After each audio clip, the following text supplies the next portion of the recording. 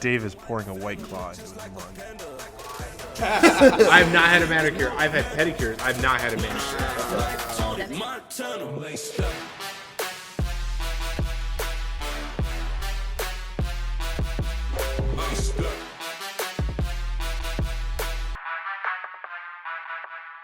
So, welcome to the Laced Up After Hours podcast, behind the scenes podcast, started from the bottom podcast. We don't really have a name yet, but my name is Andy Pevzner. I'm one of the founders, creators, owners of Laced Up. We're a sneaker store with 4 locations in New York. Well, technically one of them is in New Jersey, but 4 locations. I'm here with my brother, Phil Pevzner. He's one of the other owners, founders, creators of Laced Up. Want to say something about yourself real quick, Phil? Believe it or not, I'm actually the older brother by a year and a half. You can't really tell right now because we're sitting, I'm a lot taller. You know, he got the height, I got the looks, you know, it's a trade-off. So, you know, you take what you can get. Not that I'm short, like I'm just under 6 feet. Yeah, he's super short. Phil's like 5'11", the same height as me. You haven't met me yet, though. Anyway, so here we are with our oldest employee, both in terms of how long he's been with us and actual age. He's super old. David Revita, here from Albany, New York. Hey. From Laced Up Albany. He's our store manager there and has been for 3.5 years. 3.5 years. Wow. 3.5 years. Good to have you down here in Laced Up Palisades. It's been a quick 3.5 years. It only feels like about a year, so. Yeah, it's been a long time coming. Yeah. Anyway, we have Gabby from Laced Up Queens. Yes. You want to say something about yourself, Gabby? I was not born in the United States, if you didn't know that. Where were you born? I was born in Brazil, actually. Oh, wow. Get out. That's awesome. When did you I move to the didn't know U.S.? that. I moved here when I was 4 years old. Oh, cool.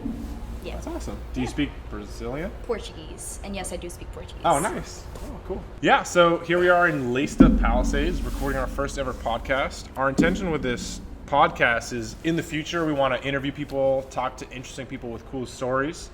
For our first episode, we thought it'd be interesting to get 2 of our staff, one of our oldest staff and one of our newest staff, and talk about just the history of Laced Up, how we got here, how we started Laced Up, kind of the process we took to get here. And I mean, Laced Up has been open for almost 4 years now. It's been a long journey before that to be here.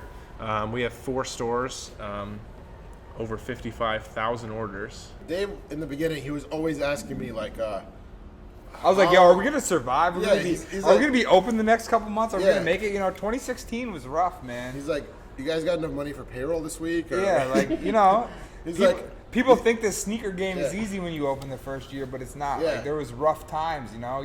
Cash was tight. We had all this product. Sales weren't moving. Yeah, I mean, I think me and Phil didn't take a salary for the first 2 years. 2 So years. what, like, 2 years, these what it guys looks like now- sacrificed paying all their staff members before they paid themselves, and we did not know if this was going to work out. You know what I mean? Sales were slow. Product was heavy. We had all the product in the store, and sales weren't moving. So we didn't know what the next move was, but things picked up after that. well, yeah. So that's Dave's story. We'll back up a little bit, and I think me and Phil will take some time and kind of talk about our story and what it was like to start Laced Up, because I think it'd be an interesting perspective to hear what it's like going from having no sneaker resale experience, knowing nothing about the sneaker game, You guys knew nothing about sneakers. absolutely nothing, didn't even know that was a thing, to within 3.5, 4 years having, you know, a $5 million business, 4 locations. What were you guys doing before Laced Up? Before Lace, I mean, so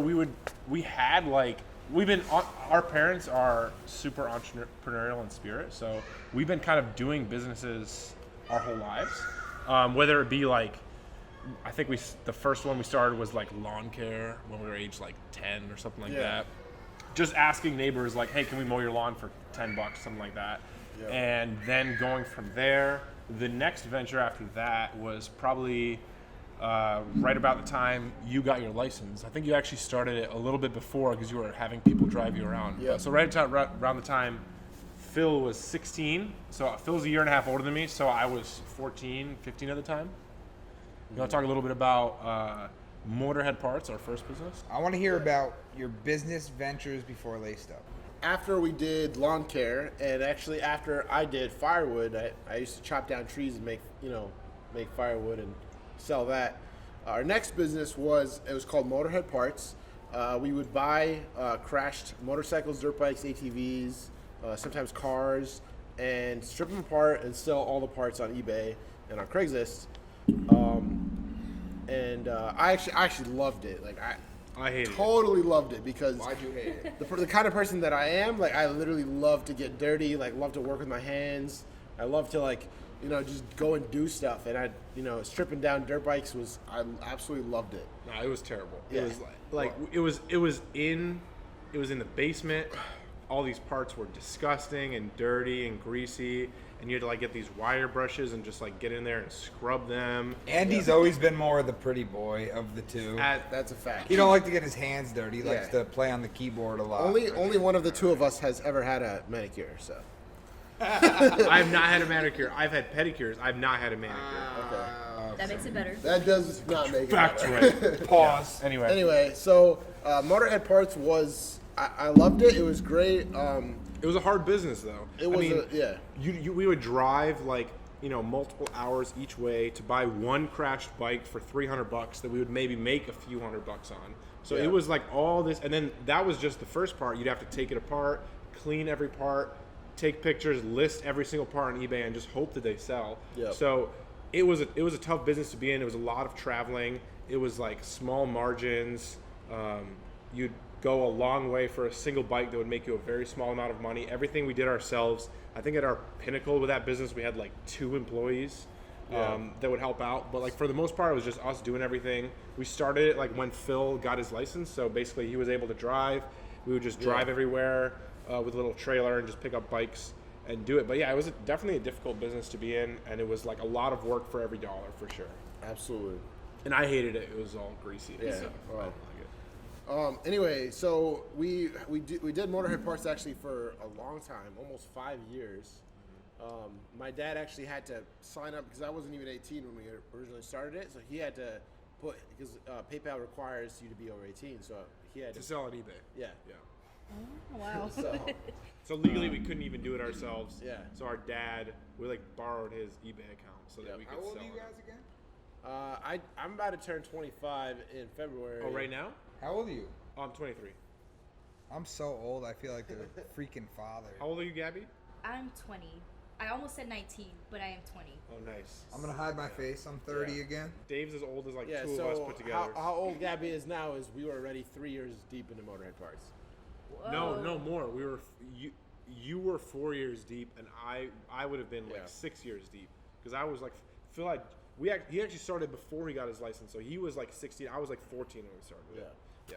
What happened to Motorhead Parts? Nothing happened. We basically we're. I like to think that we're pretty smart people. So as we did this, it eventually just became clear this is a lot of effort for not a lot of return. This is so much effort and energy and time for a few $100s that Small you return. Yeah, exactly. So our next thought to scale was a business that we called Brothers. No. It was called Sports Supply Brothers. Well, yeah. So actually, I don't really know much behind this story. You don't know any of this? Okay. So I don't know about What did sports. they do? I Well, don't in know. terms of in terms of time frame, so we did Motorhead Parts throughout middle school and high school. Yep. We finished high school. Phil was in his first year of college, and basically at that point Motorhead Parts kind of dwindled out. We realized there wasn't a lot of return in it.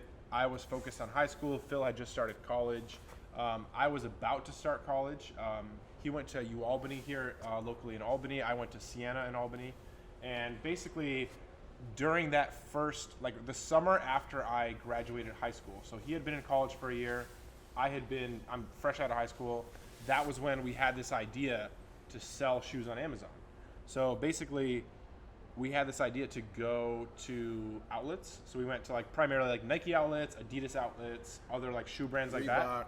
Yeah. Reebok, whatever it was, and we would find discount shoes, buy these discount shoes, and sell them on Amazon. Yeah. So we were just driving around, Yep. went to outlets in New Hampshire, Maine, Massachusetts, New Jersey, all over the place, Pennsylvania, and we would go to these outlets, find discount shoes, buy them, and sell them on Amazon. Yeah. So that was the main business kind of before Laced Up. So Andy set up this whole like timeline for this podcast, like things that happened over the years, and I definitely didn't read it. Gabby, she's such a sweet girl. She definitely read it. It was a very busy day today. We're right before Christmas. Philip, 100%. I don't know this for sure, but Philip did not read the script on this. So I've been. It's not a script, okay? It's a lot of hard work. It's a useful timeline and some good guide points. To Andy- guide the podcast along. I spent like 3 days working on it. It's 5 well-typed pages, and the only one that read any part of it's Gabby. Andy came to the store today. His main focus was like writing these points on like what we're going to talk about during this podcast. You even knew Me and Phil did not read this. We were busy today. We were buying Bread 11s. Bread 11s, they aren't bricks for us. And Yeez reels. And Yeez Reels. Who bought Yeez Reels today? We did. Because we're going to make money out of those. I just want to cut back a little bit because I just remembered how Dave fully did not disclose. Because all right, so let's be clear. right, If let's be Dave clear. if Dave had been honest on his application to Laced Up, I was just going for a part-time job. I was about to make like $3.50 an hour. Like I didn't care. I've been collecting sneakers for many years. I just thought it was cool, like to be part of a sneaker like store. I don't know. I didn't really care about the job at the time. I lied on my application. This was 4 years ago on Dave's application. There's a question: have you ever been accused or convicted of any crimes? And he wrote no. I was definitely convicted of a crime at some point in my life, but I lied on the application because who are these guys? They're not gonna check my background. We I should guess have. we'll never know what Dave. You'll never know what I've been arrested for, but it Well- happened, and they didn't check my background. Well, if you had put like the truth on your application, we definitely would not have. Who hired. does that? Yeah, exactly. But I What do knew you I mean? was. Who does that? I- You're supposed to tell the If truth you on your tell the application. story- I knew I was better than that application status, so I lied on my application to get hired at Laced Up. Let's for just say all minimum of our, wage of all of our $3.50. upper management that doesn't include me and Andy has been in trouble with laws. All of our upper management has just about a high school diploma, and that's about it. So, going back to Sports Supply Bros. So basically, yeah. So we were selling shoes for a while on Amazon, and that business was going fine, and we were doing fairly well with it. However, I transferred schools in. It's on the timeline if anyone read it. In like 2015, I transferred schools to Gordon College out in Boston, and actually on my drive over there to do like whatever. What's that thing called when you start Orientation. college? Orientation. On my drive over to orientation. Dropped out of college. This dude didn't even go to college, so. On our drive over to orientation, we got like an email saying our Amazon account was shut down.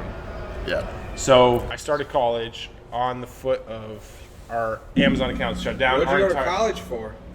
Business, but neither of us graduated. We both dropped out with about a semester to go. Yeah. So our highest degree right now is a Summer college. high school degree. Yeah. Yeah, we both graduated. Didn't graduate. We literally had one semester left, each of us. You guys both graduated from high school. High school only. Yeah. So we each had a semester left of college we would have had a business degree. And then we dropped out. But yeah. Anyway, so My IG profile says college dropout, so.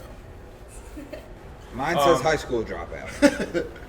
so That's why I'm his boss. I did drop out of high school. didn't you But get you dropped suspended out of or high something? school. I was, at Colony I High. think I got kicked out of high school. I got kicked out of high school. That's not different. That's different than dropping I out. did, You but got I was, kicked that's out. true. I got kicked out of high school, but guess what? I got my GED. Wait, okay. Yeah. That's something. I got Good my enough degree. I got my good enough diploma Yeah. for Laced Up. It was good enough to get hired at It Laced was good Up. That's enough. a fact. Okay, so basically, yeah. So that like process of getting shut down was kind of the driving force behind this idea we had of like we need to build a business that is more stable, that we can't just get shut down, that it's not out of our control, that we can like be confident in and like have kind of our destiny in our own hands and not like just be able to get shut down any day by Amazon. So Yeah. that idea was kind of in the back of our minds that whole year.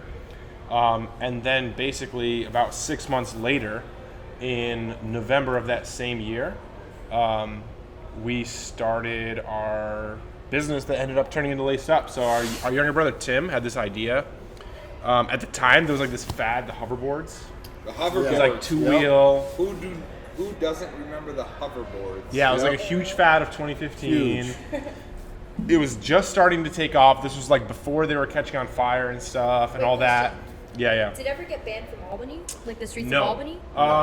Maybe. Never. You will you still see, find like, in the- hoverboards on the streets think of it was- Albany to this day. I think it was in New the York City it got banned. Yeah, in the city, Yeah. like we were not allowed to, so there's like no point of wasting. No, we were our good in money on Albany. it. After they explain this business venture, I have some good points to make about these hoverboards. All right. Okay. That aside, I'm gonna real Yeah. quick explain it. So, yeah, basically, our brother Tim actually was his idea originally. He was like 12 or 13 at the time. He was like, "Oh, look at these hoverboards. They're lit. People want to buy them so bad." So yeah, we basically found a supplier in China. We imported like bulk of these boards, and we decided we want to open a retail space in a mall. We first went to Crosgates Mall, which is where Colony Mall. No, first went to Crosgates. We lost a spot in Crosgates, which is where we originally wanted to be. So like where we're from in Albany, there's like a good mall and there's a crappy mall. Crosgates is the good one. Colony sucks. Colony is Sucks. the L one. So we wanted to be in Crosgates. It didn't work out. So we basically went crawling to Colony Mall and we're like, do you have any spots? They had one spot for us. So we ended up taking that spot, opening our hoverboard store in November of 2015. Yep. We had like one wall was just hoverboards, and the other one we like just needed to fill space in the store. It was like 1,000 square foot store. We had no room in there. We just needed to fill space, so we put like a whole bunch of like our like random Amazon shoes, Like Nike outlet shoes. like Nike outlet shoes, Like garbage. Air Maxes, like- and freaking Metcons, free runs and just like- free runs just and like Monarchs. Absolutely, like, oh my god. Yep, such trash. Yeah, the GRs Yeah. of the GRs, not even. Yeah. Yeah. So we basically put those there. Again, at this time, we had no idea about anything remotely hype, streetwear, sneaker. Like we didn't know any of this. Yeah. And We were just trying to fill space. We were just trying to fill space, and to help us out, again, our younger brother Tim, he was in all these Jordan and stuff like that. He would wear them all the time. We would make so much fun of him. We were like, "Why do you wear these shoes? They're so ugly." Yeah. And he was like, "Oh, like let me put some of my shoes in your store just to help you fill space." So we're like, "Yeah, sure," because we need to fill space. So he put a bunch of his shoes in our store, maybe like 10, 20 pairs, and yeah, so basically the Flowboard was going fine. It was called Flowboard at the store. That was going well. We were selling a lot. We killed it the holiday season. But we always knew it would be a fad. So we knew that this didn't have a lot of like legs or longevity. But we're just kind of just winging it, riding it out as we go. But yeah, so Tim put all his shoes in our store and we started noticing like January, February of that next year, 2016, we started noticing more people were coming in for the Jordans and stuff than they were for the hoverboards. And we're like, why are so many people interested in these Jordans? We could not get it. Like literally, like We're like, they're just shoes. it wasn't 20 pairs. It was literally like 5 pairs of Jordans. We had like hundreds of pairs of these outlet shoes, and we had 5 pairs of Jordans. And to us, they were like ugly, and we just didn't And way understand more it. expensive than the other Way shoes. more expensive. I'm like, who is gonna come in and pay $250 or whatever, $200 for a pair of Jordans? Like, why would anyone spend this much money on shoes? It doesn't make any sense. We had these few pairs, like 5, 6 pairs of Jordans, and we had all these people come in. Like, we had so many people come in, and it just made no sense. I was like, So they were coming in and looking at the Jordans over the hoverboards. Yes. over the hoverboards, over all of our other shoes. We had all these, like, in my eyes, like, great running shoes, right? Like, all this awesome stuff, and, like, people just didn't care. We had them way under the prices at Foot Locker. Like, Foot Locker would have a pair of running shoes for, like, $120. We had them for, like, $50. No one bought them. But Jordans, everyone was coming in and asking about them. I could not get it. So I was still in college at this Yeah. time. So like, also like, as we were doing Flowboard, at the same time we were like building the store, opening it for the first time. Obviously, we had no experience in retail whatsoever. Everyone we talked to was like, retail is dying. Why would you do retail? You're already doing online. That's Yeah. where the future is. Don't do retail. Our parents were like, this is crazy. You're Yeah. gonna be miserable in a store. Yep. I'm still in college. Well, we were both still in college, but I was in college in Boston. Yeah. So I was driving, like on weekends, I'm driving 3 hours back and forth. Yep. Like I finish my classes Friday, drive back, work the weekend at the store, and then like Sunday night or early Monday morning, I'm driving back to like start my next classes the next week. And Phil's also doing classes, working the store as much as he can. We're asking everyone we can to help us, our family, our friends, anyone, like literally we would staff anyone that would possibly be willing to work the store. My girlfriend at the time worked like a shift or two, like literally anyone we could find to like work shifts and stuff. So we're just like winging it. We have no idea what we're doing. The store, like if you look at the build out of it at the time, it looked atrocious. How long was Flowboard open for? About 6 months. Yeah. 6 months. So in that 6 months, was it worth your time? Did you make money? At Absolutely, Flowboard? yeah. So the day before Christmas, we sold like 40 hoverboards or something. Like it was insane. We were. It blew our minds. Yeah. I mean, at the time, everyone wanted them. We were selling them like crazy. They were hot. Hoverboards were hot. Everyone was buying them. It was like only like a year that people were really, really messing with But them. we were right at that time, so it was kind of like a fortunate couple months of the business was making money. We were selling a lot of hoverboards, and that's kind of what gave us the opportunity to be able to transition to laced up. Was there a time where you knew like hoverboards were dying out? Like you knew that it was coming to its last stretch? I think that we saw the writing on the wall really early on. So even you though knew it was like a fad. 100%. That it was only going to last. Even though the sales were good, we knew that it was just a matter of time before people would get over this. This wasn't like a long-term business. So we were just like, we saw this opportunity to make some money quick, open a store, see what happens, and we just decided to give it a shot. So Flowboard was open for 3 months. Yeah. 6 months. 6 months. So, 6 months. So we were in Colony Mall, and we were seeing that we wanted to transition to sneakers. We go to the mall and we're like, hey, we want to change our name to Laced Up, and we want to primarily sell shoes. Well, so in the time, we put Tim's 5 pairs up. Lots of people are coming in. Yeah. So we're like, all right, let's try this sneaker thing out. I'm still at college at Gordon in Boston. Phil is like, hey, we want to start trying this sneaker thing. Yeah. So we hire a couple of staff members that know a little bit about sneakers. Yeah. And we start buying shoes and we start putting them up in the store. Yep. And basically, it's kind of starting to take off. Like, people are coming in fairly regularly, trying to sell shoes to us. We're starting to build a little bit more of a selection, and like it's actually like starting to build up some real sales. Like it wasn't like one shoe every month. It was starting to like kind of keep pace with the hoverboards. So at that point, Phil was like, "Hey, I think there's really something here. We should."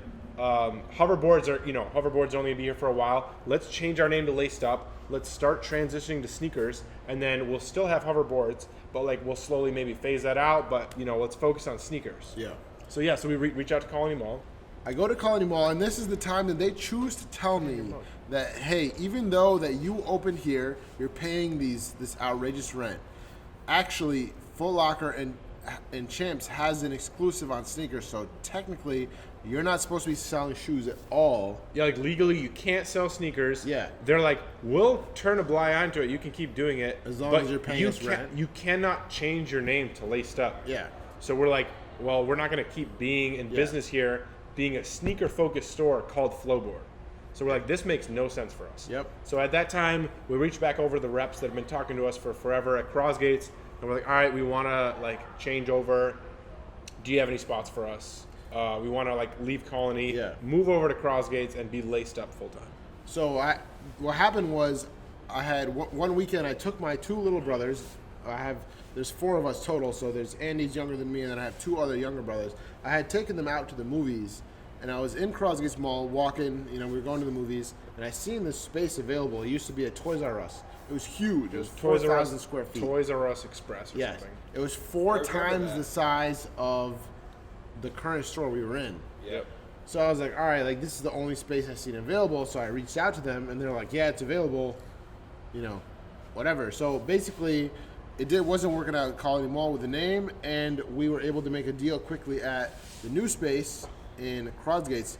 But this space was so massive that we literally, like, when we first opened, it was like, I mean, if you had walked in there now, you wouldn't even recognize it compared to what it is now. It was like, how many, when you moved to Crossgates, first of all, what was your sneaker knowledge when you moved to Crossgates? all right, it was still zero. We hired this one dude who like knew about sneakers, and I hired him because he knew about sneakers, and he still didn't even know that much. And he was the only one in my entire staff that knew anything about like Jordans or Yeezys or whatever. Yeah, we like moved over all our existing Flowboard staff. They had obviously no sneaker knowledge whatsoever.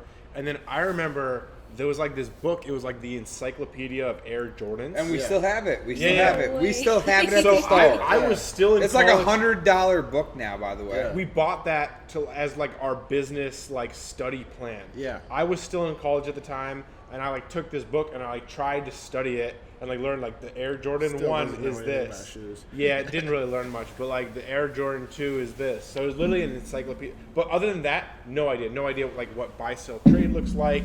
No idea what what Jordans are, how to authenticate. Literally nothing. So basically, I mean, we kind of just picked it up Andy's and still in college at the time. I'm here, and at this point, actually, so we opened Laced Up in June, and I had finished my semester in May, and I was literally one semester left from graduating with a business degree from the SUNY Business School, which I had tried, I had worked so hard to get into. But I literally was like, all right, I'm done. I dropped out, and I did this full time. I was there every single day. And so we opened the store. We had, honestly, when we opened, we had what, like 20, 30 pairs of Jordans. It was like laughable. They had foam posits. We had foam They had a whole posits. case of foam. I did not work at the store when they first opened. But I did stop in a couple times. The selection was pretty poor. It was laughable. What year is this? Because like This foam is posits 20 were kind of cool, like 2012. 2016. 2016. Yeah, not 20. Yeah, 4 years. Four later. years I later. stopped in a couple times. The selection was pretty I mean, but it was like, and it was exceptionally bad because it was a 4,000 square foot space, and we had like maybe like 50 to 100 pairs of shoes. And I know you guys overpaid for all that stock in that store. Yeah. You It guys was probably like- made nothing on that first 200 and it pairs. was like we were like trying to fill the shelves. So we're like, we Yep. need to get inventory somewhere. So we found this guy who was like a Nike manager we knew from the Sports Supply Bros days, and we're like, hey, can we buy? Like he had a huge collection, so we went to buy his collection, and like all of his shoes were like size 12 foam posits.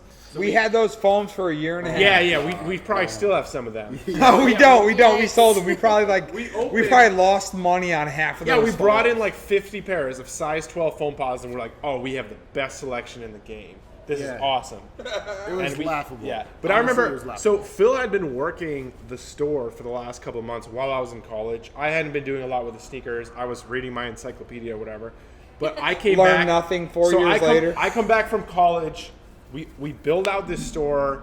It's like looks laughable. It's way too big. Our selection's terrible. But the first day we opened within the first hour. This guy comes in, and we had at the time this was like a really hot shoe. A Jordan 5 Supreme Camo. Yep. And I think this was pretty shortly after they came out. But yeah, so we opened, we had this shoe. I don't know how we got them, but we had them. So this guy comes in and he's like, oh, can I try these on?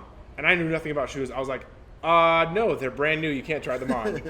And they were like $450 or something like that. Yeah. And he was like, oh, all right, I'll still take them. And he bought them on the spot. Within the first hour we opened. Yep. And I was just like floored. I was like, people will pay this amount of money Yeah. for shoes? Because I hadn't seen any of the stuff that Phil had been seeing firsthand.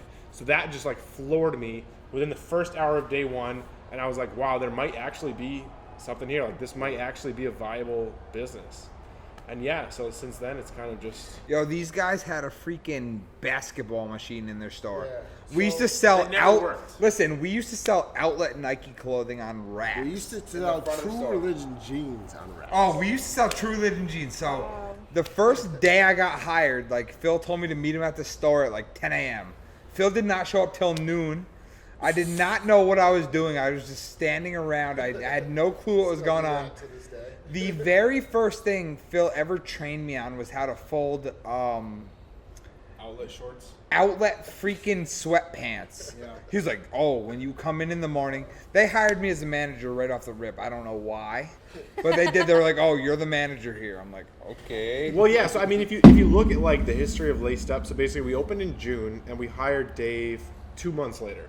So, August. So Dave has basically been with Laced Up almost since the beginning. Yeah. Almost since the beginning. And in terms of like all the important stuff, like Dave's been there. But the crucial thing about having Dave was, is it really kind of opened us up to the idea of like, wow, we hire a responsible manager that can run this store. We can leave the store and go do other things. So like, if not for Dave, then we would never have been able to go and open more stores because we were, I mean, honestly, like more or less in one store or the other for the first like 2 years. Yep. We were working a store like 12 hours a day, Every 7 days a single day. week for like multiple years. But like in the first year, like the first couple months, we were there every day. And like obviously it's not easy being there every day. So having a manager like Dave, we were like, wow, we could hire someone to run the store for us. Yep. And then our first instinct as entrepreneurs wasn't like, oh cool, we can start taking time off. Our first instinct was like, oh cool, we can open more stores. Yeah. My availability sucked though. So my availability, like I worked at Price Chopper 5 days a week, 40 hours. I usually got out about 5 p.m. I would come to Laced Up in my freaking Price Chopper uniform, unchanged. I would bring a change of clothing with me. Yeah.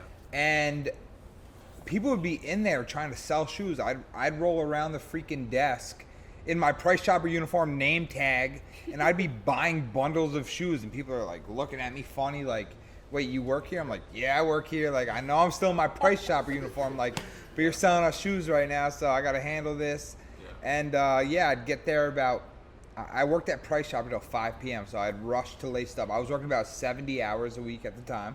Yep. Wow. Which was crazy. Like, Laced Up was not my priority, but I don't know. Buying shoes came like really naturally to me. So Well, I mean, talk about your background in sneakers and like why we chose you for this job. Before I got hired at Laced Up, which I still don't know why they hired me, I've been collecting shoes for like I started collecting in 2010. So I knew extensive information about sneakers. I've never done anything about buy, sell, trade. I didn't know much about the business, but You were born with buy-sell trade. I was, yeah, like Treats. if like coming up young, like I didn't have much of a future. I was pretty disappointed. Like I was not the best kid. Like if you would have looked at me when I was 18 years old, you would have thought like I'd either be in jail or just like, I don't know. I was a really bad kid. You were like, damn, I can't believe people can be completely bald Yeah. at 18. Yeah, like the oldest person in the company at the time was like 20 years old. Yeah. So nobody took anybody serious. Like this can't be like a legit resale. So business. having like a legitimate manager Yeah. definitely added a lot of legitimacy, and that kind of speaks to the point of the overall story of Laced Up is that we've been fortunate enough to hire great staff, and that's the reason we've been able to expand. That's the reason we've been able to grow Yep. and be where we are now. Because again, me and Phil have zero background in sneakers. We're business people, and we came into this business knowing nothing about shoes. So the only reason we've been able to grow to the point we are is because, one, we've been able to learn and adapt to sneakers and this business and this culture ourselves. But primarily, we've been able to hire awesome people who are super passionate about sneakers, have the knowledge, have the expertise, and can do a good job representing us and representing this company. So when they hired me as a part-time manager, they gave me $12 an hour. Fancy. But yeah, we came into negotiations. I got a lot better than that because they knew I was very valuable to the team. My brain works a little different than a lot of people. I don't have a very smart brain, but when it comes to sneakers, I know what I'm talking about. Like Dave's got a number of weaknesses, Yeah. but definitely I have a number his- of weaknesses. His Yep. strengths are customer service, Yep. which he learned over his 12-year tenure at Price Chopper, and then buy, sell, trade, which I guess you can't really teach. Like, It's like a I'm Rick not- Harrison Pawn Stars I'm kind of not the thing. best manager on paper. If you lay out paper and are like, should this guy run my store? The answer is probably no. But there's no way that anybody else could run the store the way I run it, and I know I'm not replaceable for what I do. Like I do have my weaknesses, but I know my strengths overcome that, and that's bringing in the money. Yeah, he tells him that himself. That I tell myself that every day. Yeah, but listen, they give me a hard time. Like these guys are very hard to work for. what? You guys are hard to work for. You know what I mean? Like That's not a lie. That's it's not a lie. Like Andy and Phil are very different. Who's harder to work for, me or Andy? Phil's very much harder to work for. Phil. So describe us like you're drunk, so like You're describe us. saying I need All right. So let me explain Phil and Andy a little bit. Phil's a lot harder on me than Andy is. Andy's soft like I am. Yeah, Andy's soft like I am. Andy's like, all right. Andy's a lot more. All right. Andy's very nice, and he's a lot more reasonable than Phil is. Like, Phil looks at smaller pictures in the store when we should be looking at the bigger picture. He gives me a hard time about like things that aren't that important. Andy listens to me a little more, but Dave just does stuff like I'll come in and I'll just seek like sock liner in a shoe and I'll be like, yo, bro, like what? Sockland. We're talking about Sockland here. We're a multi-million-dollar business, and this man's talking about Sockland in a shoe. I mean, like you have to have someone that like. This man is talking about, yo, there's Sockland in this shoe right now. Like, who's gonna buy that? Like, nobody's ever complained about Sockland in a shoe.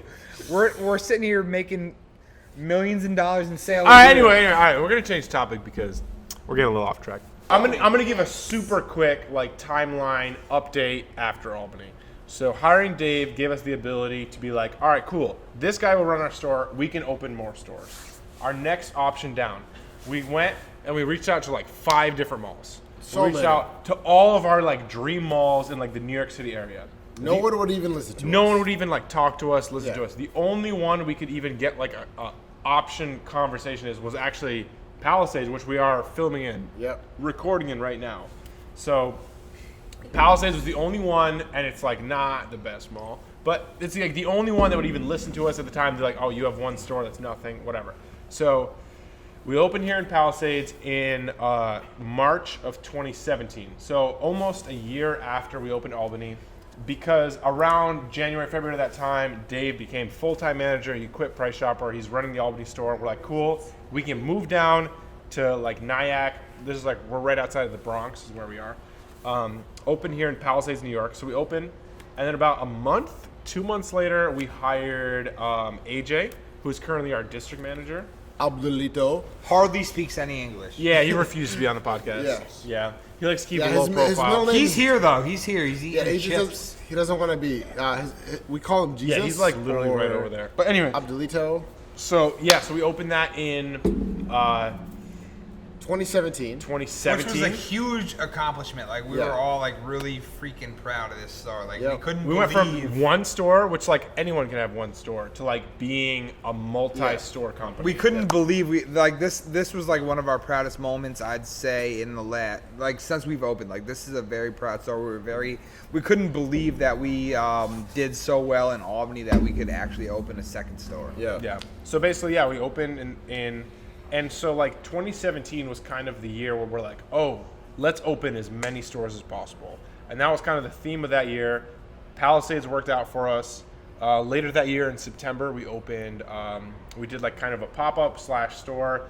And actually we're like, we got New York covered here in Palisades. Let's go and do Los Angeles. We went out to LA. I don't know what we were thinking, but It didn't work out how we wanted it to. It didn't work out how we wanted it to, but yeah, me and Phil literally flew out, got an apartment, moved to Los Angeles, and opened a store in Los Angeles. And you guys moved to the freaking hood.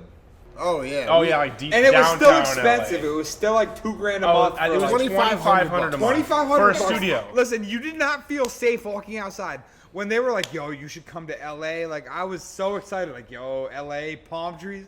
Bro, I went to LA and I was scared to walk out of the hotel to go to freaking Rite Aid, 7-Eleven, Rite Aid. They had toothbrushes locked up at the They had toothbrushes locked up at the local corner store, and security guards manning the streets. So that was definitely like.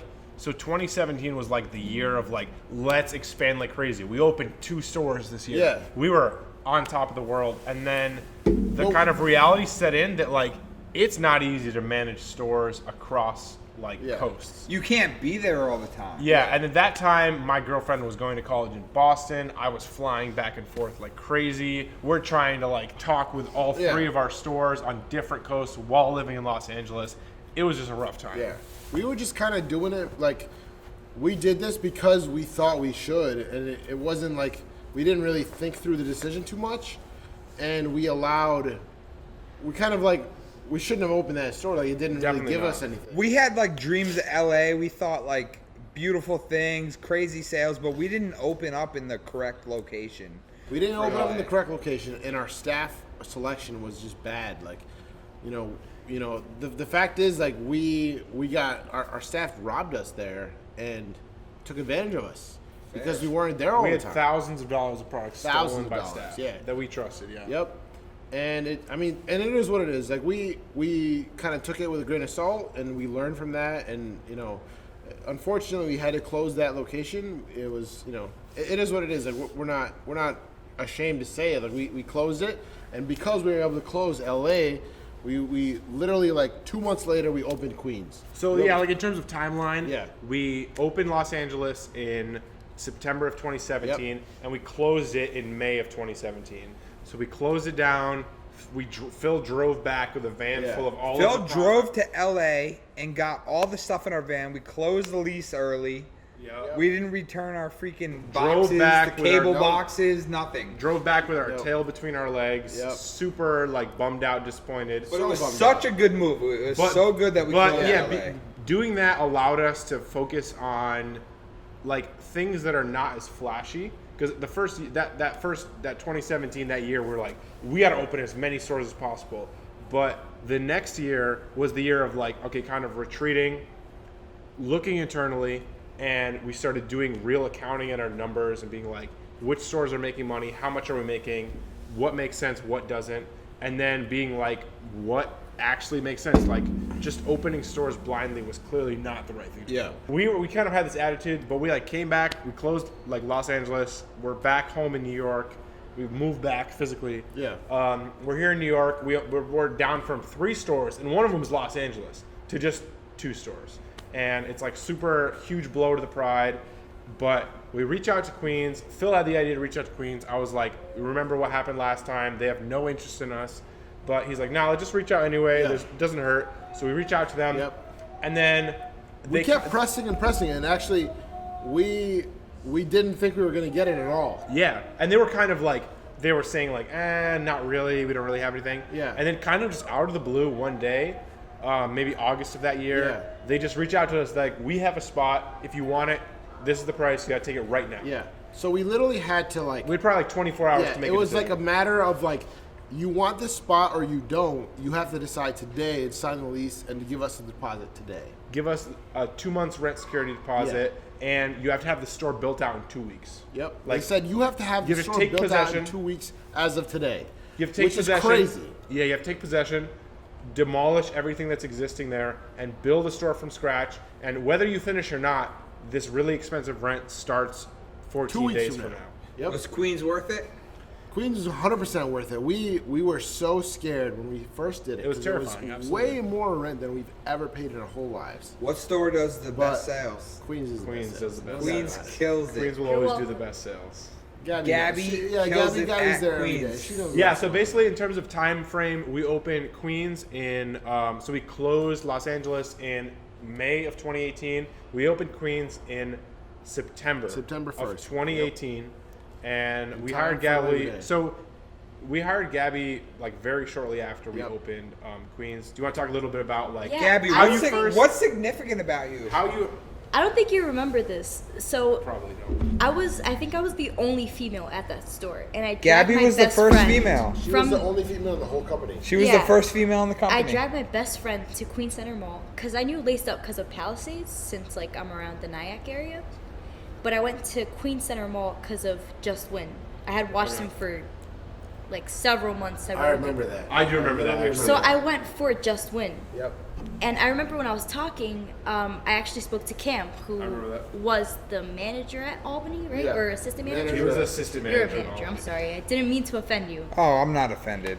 You know, you're Cam like was Dave's boss. you're like a little bit over Yeah. manager, you know. Cam was my boss. No, he's just manager stuff. But yeah, so like I'm pretty humble. I'm a little shy. My best friend's like super outgoing, and then she spoke to Andy. She was like, "So like my friend is here. Like, can she get anything for free?" And Andy went ahead and gave me a T-shirt, which I'm pretty sure is this one actually.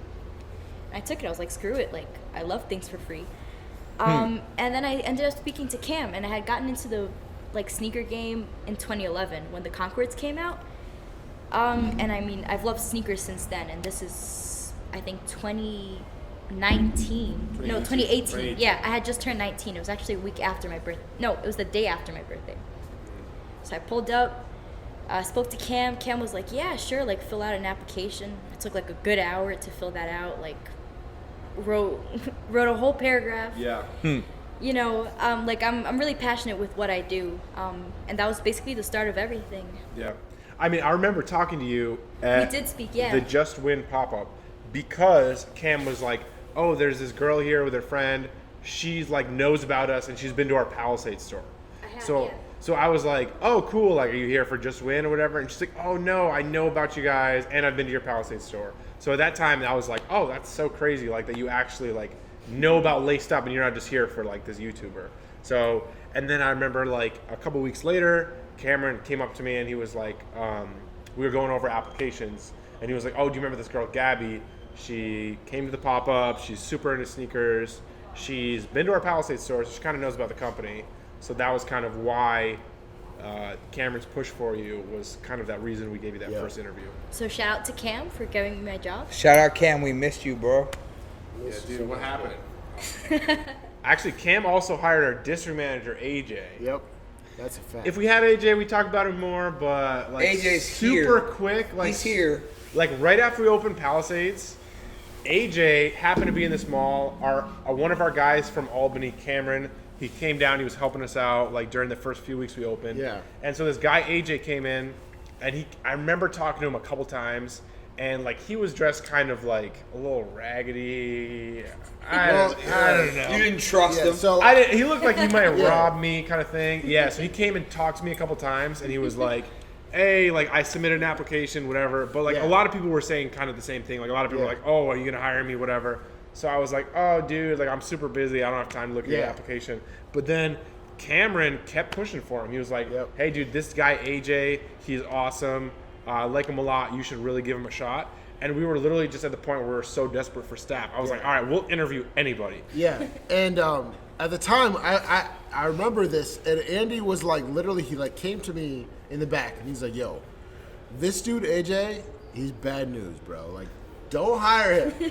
Like, Yes, he did. He is sus, bro. Like, I hadn't even met the dude, but like, I remember Andy coming to me in the back, and he's like, yo, like, this dude is sus. Yeah, this guy from Puerto Rico keeps asking me for a keeps job. asking He me- looks like he's gonna stab me.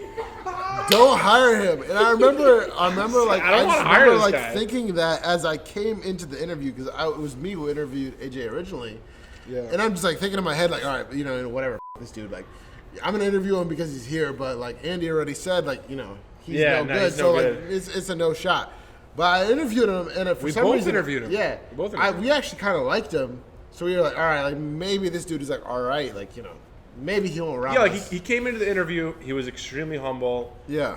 He came off really well, and we're like, all right, we literally have one staff. We need anybody. Let's hire him. So we hire him the first day. He comes in. He's so humble. He's like working hard. He's asking what can he do. Literally that first day, I like texted Cameron. I'm like, yeah, this guy's awesome. Yeah. And since then, he rose to manage our Palisades store. Now he's our district manager, and he runs 3 stores here. Yep.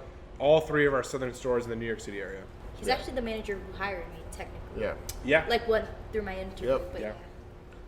So, cutting back a little bit, we opened up Queens and it's been doing really well. We only have 4 stores right now. Queens is still number 1. Like that's been our best move ever.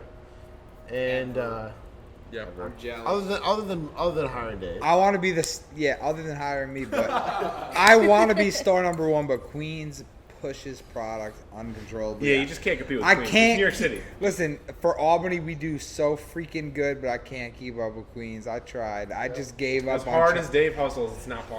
You can't I beat the giant. I tried keeping up with Queens. There's no keeping up with their sales. So I really when I first started, I was like, yo, I'm the top salesman, Like I make the most sales in the company, which is still true to the day. Like I have the most sales, but I cannot keep up with Queens. It will never happen. Albany sales will not match up to Queens ever. So yeah, super rough timeline. We opened Queens in September of 2018. We opened our newest store, Jersey Shore, in June of this year, so June of 2019. So currently we have 4 stores. It's like a pop-up, though. Yeah, sure.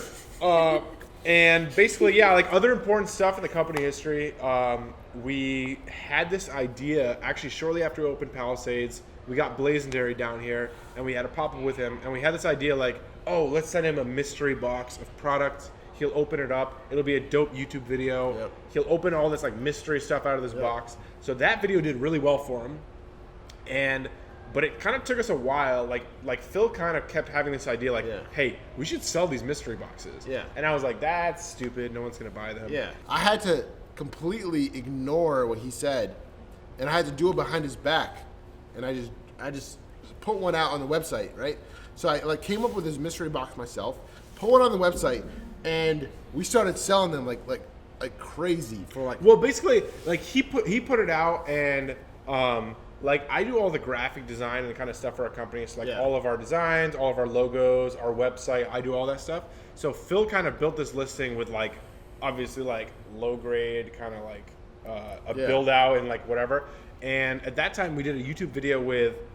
We didn't even do a video. This guy, Untied Hawaii, just bought one of our boxes. I don't know how he heard about us. He bought one of our boxes. He dropped a video, and like that day he dropped the video, we sold like $10,000 worth of mystery boxes from Phil's single like super crappy basic listing.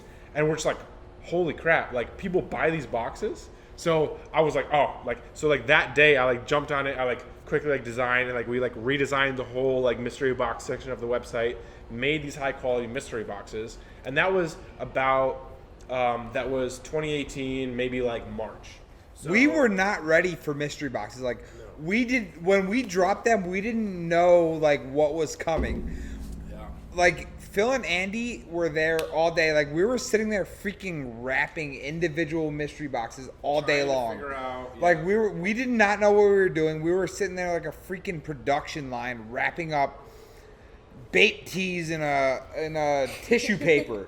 Like it was so miserable. Like we weren't ready for the spike in what we were about to do. So mystery boxes kind of started out as like this YouTuber thing, but now it's become a pretty core part of our business. All mystery boxes are made and built in Albany.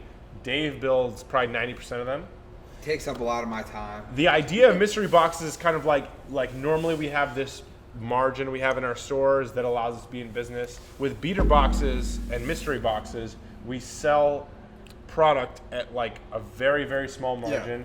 And it basically allows you to like put in your size, clothing and shoe size, and get like an awesome amount of product at a great price that you would never be able to buy in our store. So we've been doing business for a lot of years, and we, obviously get product a lot cheaper than a lot of other people can get it. We also go out to a lot of these events, and we do, we put in a lot of effort to get product. And when it comes to mystery box, we're only looking at about a 10, 12% margin. But we do it because it allows us to reach a new customer base that, might not shop with us before. And B, it allows us to move product, quickly. It allows us to move a lot of product. So our goal is not to make a fat margin on it, but it's to, create new customers who might then come back and shop with someone, buy something else, and to get our name out there. Yeah. So basically, you as a customer, you get to like tap into our like wholesale kind of connections as a big company, and get your size in clothing for like a pretty good price. How many mystery boxes have we sold since we started? I actually don't know that number. What do you think? That's not even Probably that's like how overall many mystery sales, boxes not do you mystery think we've sold since we started? Probably 5,000. Yeah, at least 5,000. Yeah, thousands. We've sold a lot of I've mystery at boxes. least bagged up 5,000. Yeah. Easily. My hands hurt. Like rough numbers, like our first year in business, like just to give people a little perspective on like kind of the growth of the business, and like what's possible within the resale like industry. There's companies nowadays in this business that are getting valued over $1 billion. So like this is just an industry that's starting to grow. We think there's a lot of growth left in it. Our first year in business with one store, we did like $800,000. With one store and online. And this last year, we're looking to close a little over $5 million. Congratulations. Thank you.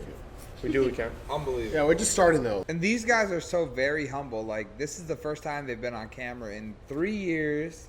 Like, it's been rough getting them to, like, show up and, like, actually talk about themselves. Yeah. They've never, ever wanted to be in the limelight. They're very about their staff. I mean, since I've been here 3 years, they've brought me to Tokyo. They've sent me and my girlfriend on a vacation. They got me a brand new BMW. And they never want any recognition for any of that. And it was hard even getting them here to, like, talk about this because they don't want any of that limelight. You know what I mean? They want us to shine, and it's nice to put a face on the company after this long. They've never wanted any of the shine. They just wanted Our to... goal is not to make ourselves look good. Honestly, like, what we want to do is, like, you know, push up our staff, because our staff is who, you know, runs the stores day to day and makes our lives easy.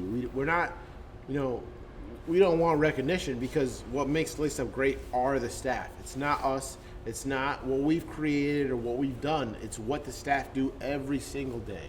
Yeah. And That's what makes it's Lace still Up not great. easy to work for. It's cool that, like, something that we see that we never would have expected when starting this business, that kind of, like, there's a culture that's grown in the company as a whole, but also, like, in each store. So each store kind of, like, has a personality of its own that's largely kind of, like, based around the staff there. And when people think of Laced Up, they think of it in different ways. In Albany, when people think of Laced Up, they think of Dave. They don't think of me and Phil. They don't really think of the company as a whole. They don't know Andy and Phil. Yeah, Dave gets asked all the time if he's the owner of the company. I would say 3 to 5 times a week I get asked if I'm the owner, and I'm not. I mean, it's just a cool thing that, like, and it's super humbling, and it's interesting to kind of sit back and look at once in a while that, like, and it's humbling for us, and it makes us more focused, because we're like, oh, there's like 30 people in this company whose livelihoods depend on us. And people ask me, people do not believe me when I tell them I'm not the owner. Recently, you're the owner. I'm like, no, I am not. And they're like, we know you're the owner. I'm like, no, I am not. I'm like, I'm an hourly associate. I've been here since the beginning, but I'm not the owner. Yeah. And the only reason we've been able to build it to the point we have is because we've been able to tap into, like, talent and passion and people that, like, really care about this business and really care about being a part of Laced Up and also sneaker culture, and are willing to put the hours in and make themselves the face of Laced Up and really just, like, represent the company and make it what it is today. For me, actually, the real, like, oh wow moment was when we did the hayride with all the staff. So we do a hayride every year. Around Halloween. Around Halloween we do a haunted hayride. We bring all the stores there. We bring all the staff there, and for me that was, like, it was such an oh wow moment, because, you know, I'm in every single store, like, all the time, right? Yeah. But to have everyone together, it was like 30 people, right? And it was 30 people all together, all the hayride, and all just seeing them all together at the same time and having a great time. I just, like, it was like, wow, like, all these people, and for me it wasn't even like a, you know, wow, like, I pay every single one of these people every week. All these people, you know, they're, you know, they pay their rent because of me. They, you know, they buy groceries because of me. It was like, wow, I was able to find all of these awesome staff, and they all work together, and they all love their jobs. That for me was, like, it was so cool.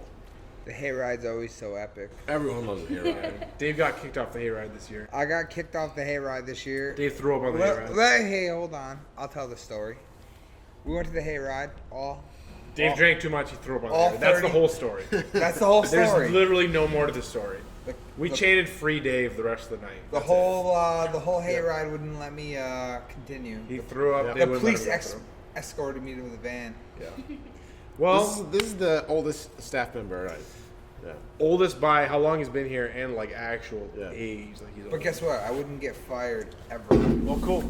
So, I mean, this has been a lot of fun chatting with you guys. I appreciate you guys taking the time to be here with us today. I would say let's close out. Let's say, like, one thing. Like, what's the number one lesson you've learned during your time here at Laced Up? Like, what would you pass on?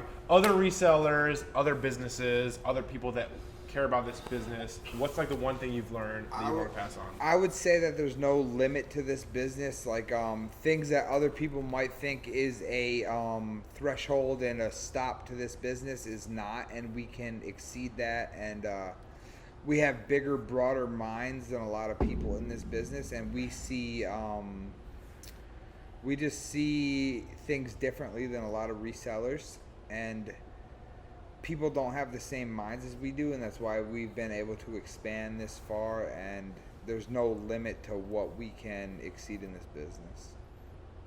Gabby? I like that. It's good, right? Just to build off on what he said, Yeah. even though I'm like newer to the company, being like the first female that's actually been here long term, it's definitely been an obstacle. And just what Dave said, like, keep doing what you do. Like, don't let anything stop you. I mean, I've definitely had like several people come up to me and tell me that I don't know what I know, but obviously I know what I know. Like customers, not like. Yeah. Obviously not. Yeah. Not Laced Up. Yeah, Laced Up has been very kind. We to love me. women. Yeah, I mean, I love my job. I love what you guys provide to me. 100% grateful. I think you guys give us opportunities that can be taken for granted, and I appreciate you guys. And it's such a small company, but we're growing so much and so fast that just one idea can change so much about the company, and that could make us expand. And I think that all of our employees have that opportunity to do that for the company. And I think that every individual has like their own personality and can do so much for us. And I love that about us. And we're all so different, but we all come together for, you know, one sole reason. And that's the love for sneakers, the love of what we do, and just coming in every day and just working our heart out and, you know, giving back to the company. Because at the end of the day, it's as long as the company makes money, then I'm happy. You know what I mean? As long as the company grows, then I'm happy, because then I can grow. Yeah. But it's just that, you know, like being humble, looking out for each other, just always being there for one another, and just being a family. Yeah. Nice. Cool. Andy, Phil? You want me to go first? go for it. All right, cool. One of the, I would say like the biggest, just because it's been a big theme in my life the last year. I just got married back in May. I should probably know that. We're very happy for Andy. It's been a long time coming. Hashtag bro life. Yeah. Goals. Andy's goals. Everyone looks Anyway, up to Andy. Andy has a nicer boat than your dad. Andy has a nicer boat than your this is father. not the topic. No, it is the topic. It's not the topic. It's a Yo, topic, it but is not. good to celebrate young, successful entrepreneurs, and we're like, as staff, we look up to you guys for like how successful you are. Like, in 100 years, I won't be as successful as you guys, and I look up to you guys. True. No, it is. I can't say the same. Thank you, Dave. Yeah, I can say the same. Yeah. Anyway, moving on. So I would say like the big theme of my life this last year has been kind of balance, and not just like this hustle mentality, but finding the balance in your life and finding those things that like give you genuine rest and things that give you that kind of rejuvenation that allows you to keep going forward, and creating a balance in your life, because it's difficult as an entrepreneur to make yourself a schedule and like build a normal life, because you don't have a 9 to 5, you don't answer to anyone. It's hard to kind of like, when does my day start, when does my day end? So the biggest lesson I've learned recently is just to kind of balance my life, prioritize other things besides just work and hustle and business, and just be able to prioritize my friends and my family and my life outside of work. Because as important as work is, and obviously as big as a part of my life it is, that's ultimately not the thing that gives me satisfaction. It's important to build those other things and have a well-balanced life, not just to hustle every day and just to grind. Because while there was a time for that, especially the first few years of this company, working 70 hours a week, there's a time for that and there's a place for that. But when it's not needed, there's a time to build a well-balanced life, and you don't need to hustle so that you can retire when you're 60 and be happy then. There's a way to build a life you enjoy now. I would say, Soul Supremacy says it best: life over shoes. And this is just kind of an advice for all resellers in general. Like, sneakers aren't everything, and investing all your money into products and making the next flip is not everything. At the end of the day, it's really investing into staff that will make you or break you. Because the main difference between, like, if you were to ask me what's the difference between you and every other reseller, I would say my staff. That's what it is. The staff is who represents you every single day. The staff is who works at the store every single day. The staff is who makes all the sales, talks to all the customers. Those are the people who either make you a great company or make you a company that everyone's like, them. Their people are awful. I hate going to that store. When you come to a Laced Up, you feel like you're at home. People are, welcoming, and they want to talk to you, and they're happy to be there. You see that. When you talk to the staff, you feel like this person loves their job and they love to be here. So that's the difference. Resellers, invest in your staff.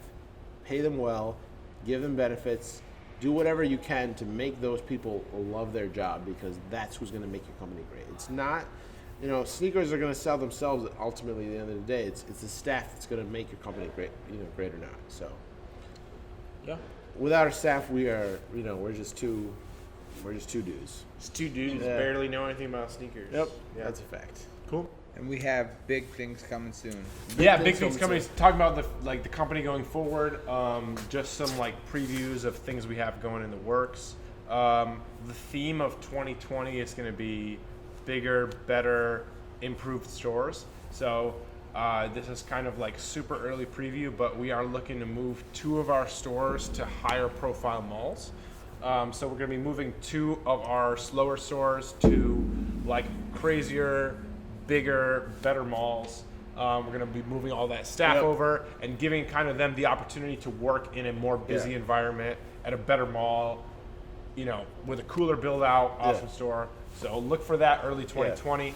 Other than that, our mindset was not we wanted to move all of our staff, so we just looked at opportunities to where our staff could move to a better mall. So all of our staff in 2020 will be able to work the stores that we move to. So no one will be losing their jobs. Everyone will be able to work at these new stores and just do better than what we're doing right now. But be able to keep their jobs. So Absolutely. Our that was our first thought, is we want our staff to be able to keep their jobs and work in better malls. So improve our company as well as improve their work experience. So thank you guys for taking the time. I appreciate everyone coming out for our first ever podcast. We have Dave from Albany. He's going back home. It's a long way up north. 2 hours. Gabby from Queens / kind of from here. She has 5. She has a 5-minute drive. She's got a 5-minute drive home. We got a hotel. But thank you guys. I appreciate everyone listening. This has been our first ever podcast. We hope we did. We hope we enriched your last hour. Like, comment, subscribe. I don't know what we're doing, but so we'd love to interview other people. Comment, subscribe to see Dave shirtless. If you want to see me shirtless, follow Laced Up Albany. That's a different website altogether. So comment anyone else you'd like us to interview. This has been a great time. This has been the Start From The Bottom podcast, hosted by Laced Up. Andy, Dave, Phil, Gabby, we're out.